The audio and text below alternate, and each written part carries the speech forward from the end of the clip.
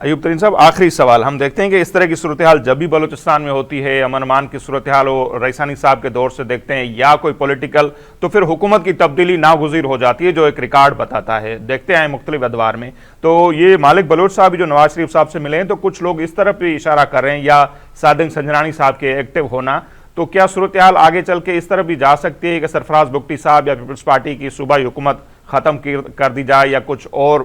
جو وزیر اعلیٰ ہوں یا کسی اور پارٹی کی حکومت بن جائے بلوچستان میں؟ فی الحال تو اس طرح کوئی سگنل واضح نہیں ہے کہ ڈاکٹر مالک بلوچ صاحب کو دوبارہ وزیر اعلیٰ بنایا جائے گا یا وہ اس کو ایکسیپٹ کریں گے، کیونکہ اس وقت بلوچستان کے جو حالات ہیں وہ شاید ایسے نہیں ہے کہ کوئی آ کے وہ اتنے آسانی کے ساتھ اس کو حل کر سکے.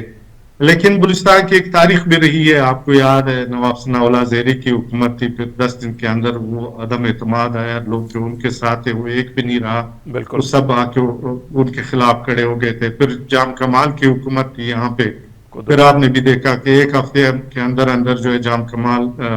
جو حقیقت میں اس وقت اگر ہم بات کریں گے کوئٹہ شہر میں جو ماسٹر پلان دیا وہ جام کمال صاحب نے دیا، اور آج بھی اگر کوئٹہ شہر میں کہیں آپ کو ترقیاتی کام نظر آ رہے ہیں تو وہ جام صاحب کے اس وقت کے دور کے تھے. پھر اس کے بعد ان کو ایک قدوس بزنجو صاحب کو لایا گیا، تو قدوس بزنجو صاحب کے آتے ہی آپ نے بھی دیکھا کہ جو ترقیاتی عمل تھا صوبے کا وہ رک گیا، اور وہی بس سب کچھ جو تھا وہ پیس ڈی پہ آ کے رک گیا. اور یہی صورتحال آج بھی ہے کہ پیس ڈی پی پہ سب کی نظریں ہے، اور 2 مہینے بجٹ کے لیے، لیکن ہماری جو معلومات ہے کہ ابھی تک جو ہے لوگ پیس ڈی پی میں اپنے اسکیمات ڈلوا رہے ہیں، جعلی ہے، اصلی ہے، نقلی ہے.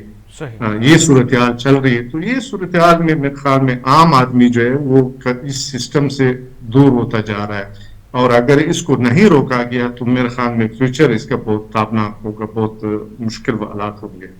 ٹھیک، بہت شکریہ ایوب ترین صاحب.